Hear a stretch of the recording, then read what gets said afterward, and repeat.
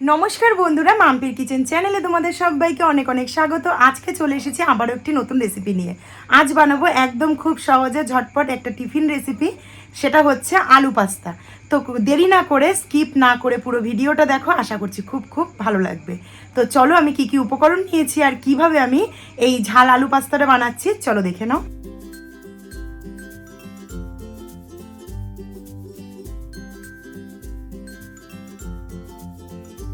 Pasta বানাবার জন্য এখানে আমি সমস্তটা রেডি করে নিয়েছি। এখানে দেখো রয়েছে পাস্তা, এটাকে আমি কাজু পাস্তা নিয়েছি একটা গোটা ক্যাপসিকাম নিয়েছি, এখানে বড় সাইজের দুটো পেঁয়াজ, 10টা কাঁচা লঙ্কা, এখানে নিয়েছি মিডিয়াম সাইজের দুটো আলু একদম ছোট ছোট কুচি করে নিয়েছি আমি, এখানে দুটো ডিম, আর লাগছে এখানে ম্যাগি মশলা, সেদ্ধ করার জন্য লাগবে জল, রান্নার জন্য লাগছে তেল, হলুদ এবং লবণ। একদম বাংলা স্টাইলে বানাবো আমি। এখানে সমস্তটা রেডি করে নিয়েছি, তোমরা দেখতেই পাচ্ছ। আর এই দিকেই আমি বসিয়ে দিয়েছি জল গরমে।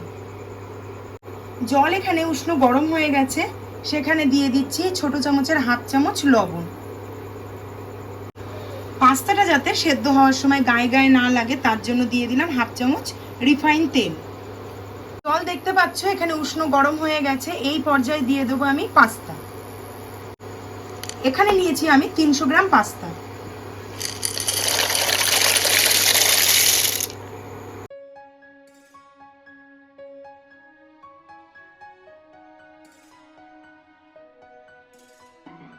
নাড়াচাড়া করে দিলাম, এবার সেদ্ধ হওয়া পর্যন্ত একটু অপেক্ষা করে নেব।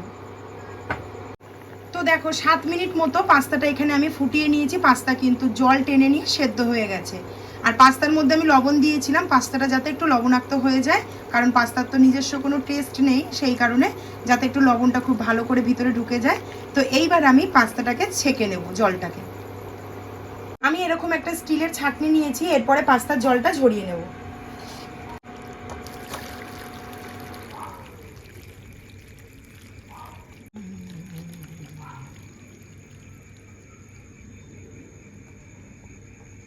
কত সুন্দর পাস্তাগুলো ফুলে দেখো একদম বড় বড় হয়ে গেছে। এইভাবেও রেখে দিতে পারো, বা উপর থেকে একটু ঠান্ডা জল দিয়ে কুকিং প্রসেসটা বন্ধ করেও দিতে পারো। তো আমি এবার উপর থেকে দিয়ে দেবো বেশ কিছুটা ঠান্ডা জল।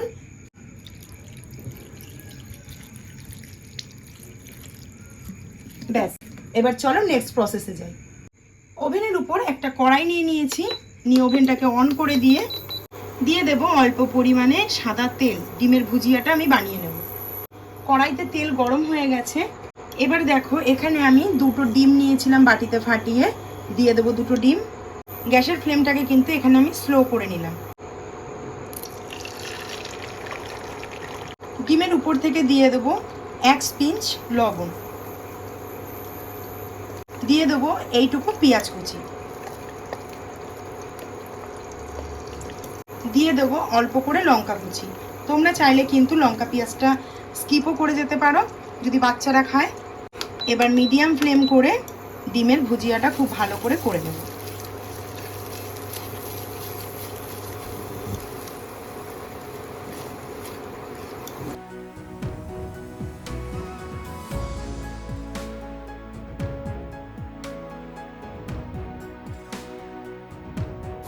তো দেখো একদম লাইট ব্রাউন করে ভেজে নিয়েছি, একদম জাস্ট যেটাকে সতে করা বলে সেরকম, কারণ আর ডিম বেশি ভাজলে কিন্তু একটু হার্ড হয়ে যায়, সেই কারণে ডিমটা এখানে আমার পুরো ফ্রাই করা হয়ে গেছে।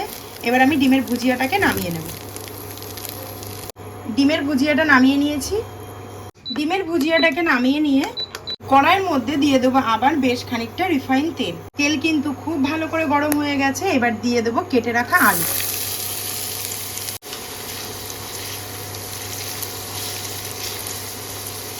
আলুটা ভাজার সময় উপরে দিয়ে দেবো হাফ চামচ লবণ। এবার আলুটাকে খুব ভালো করে ভেজে নেব।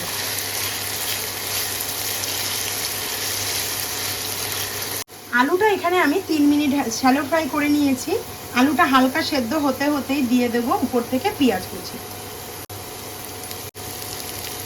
পেঁয়াজটা দিয়ে আলুর সাথে খুব ভালো করে ভেজে নেব। এখানে কিন্তু ফ্লেমটা আমি মিডিয়াম রেখেছি। আর এটা হচ্ছে একদম ঘরোয়া স্টাইলে পাস্তা, না কোনো এদেশি না বিদেশি, একদম বাংলা স্টাইলে পাস্তা।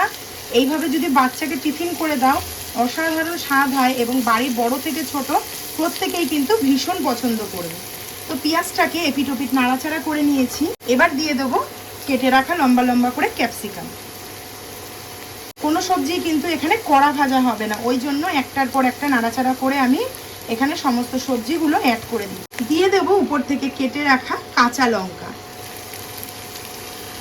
আমি এখানে যতটা পরিমাণ লঙ্কা ব্যবহার করেছি, তোমাদের বাড়িতে যদি বাচ্চাদেরকে করে দাও তাহলে কিন্তু লঙ্কাটা অ্যাভয়েড করে যাবে। এছাড়া বাদবাকি যেরকম যা দিচ্ছি সেইভাবেই কিন্তু পাস্তাটা করবে।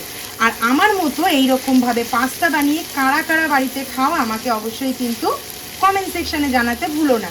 তোমাদের কমেন্ট পড়তে বা তার রিপ্লাই করতে আমার কিন্তু বেশ ভালো লাগে। 3 থেকে 4 মিনিট ভাজার পর দেখো সমস্ত কিন্তু আলু, পেঁয়াজ এবং ক্যাপসিকাম একদম কিন্তু নরম হয়ে এসেছে, কালার চেঞ্জ হয়নি। তো এখানে আমি তোমাদেরকে প্রথমে উপকরণের সময় হলুদটা দেখিয়েছিলাম, তা হলুদটা আমি দিইনি। কালারটা আমার এত ভালো লাগছিল, ভাবছিলাম হলুদ ছাড়াই করব।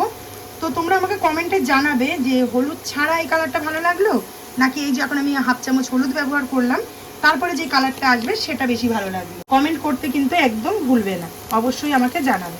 তো এখানে দেখো হলুদটা দিয়ে আর 1 মিনিট মতো স্লো কুক করে নেবো একটু। এবার দিয়ে দেবো সেদ্ধ করে রাখা পাস্তা।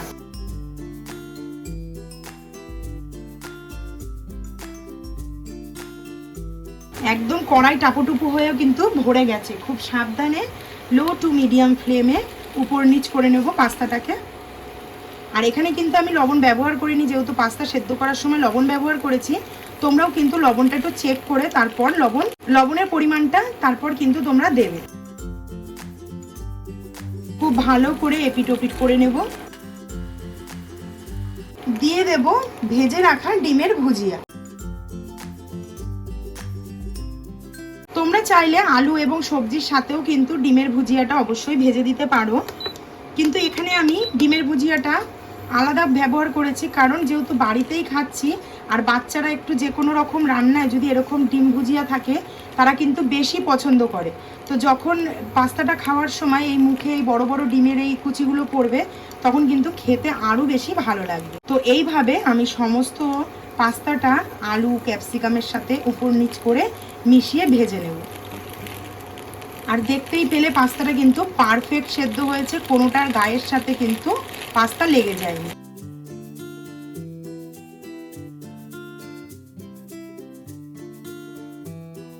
পাস্তাটাকে 4 মিনিট ভেজে নিয়েছি।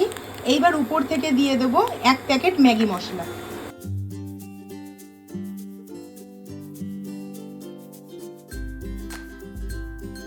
পাস্তাটা ভাজতে ভাজতে আমি একটু চেখে দেখেছিলাম লবণ কিন্তু একটু কম আছে, তার জন্য আমি এখানে ব্যবহার করব একদম 1/4 টিস্পুন লবণ। এইবার আবারও মশলার সাথে ভালো করে পাস্তাটা উপর নিচ করে টস করে নেব। যা সুন্দর একটা অ্যারোমা বেরিয়েছে না, মানে এমনি বাচ্চাদের সামনে ধরলে খেয়ে নেবে তারা। তো তোমরা তো দেখতেই পারলে কত সহজে এবং কত চটজলদি এই টিফিন বানানো সহজ। জাস্ট পাস্তাটা সেদ্ধ করে নিয়ে আর এরকম ভেজিটেবলসের সাথে আমি এখানে 2 রকম ব্যবহার করেছি, আলু আর ক্যাপসিকাম।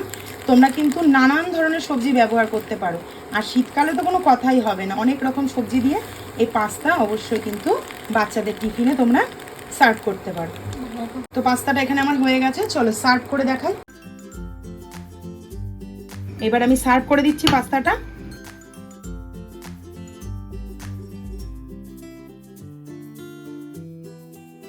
টোটাল পাস্তাটা একটা প্লেটে ঢেলে নিয়েছি, বাটি বাটি করে আর আলাদা করলাম না। আর উপর থেকে দিয়ে দেব বেশ কিছুটা টমেটো সস।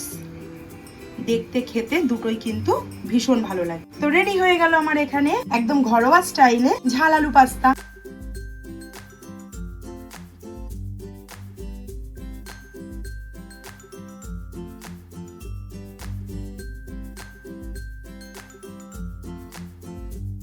তাহলে তোমরা তো দেখতেই পেলে কত সহজে আর কত ঝটপট এই রেসিপি হয়ে যায়। অবশ্যই বাড়িতে একবার ট্রাই করো, ভালো লাগলে কিন্তু আমাকে কমেন্টের মাধ্যমে জানাতে ভুলো না।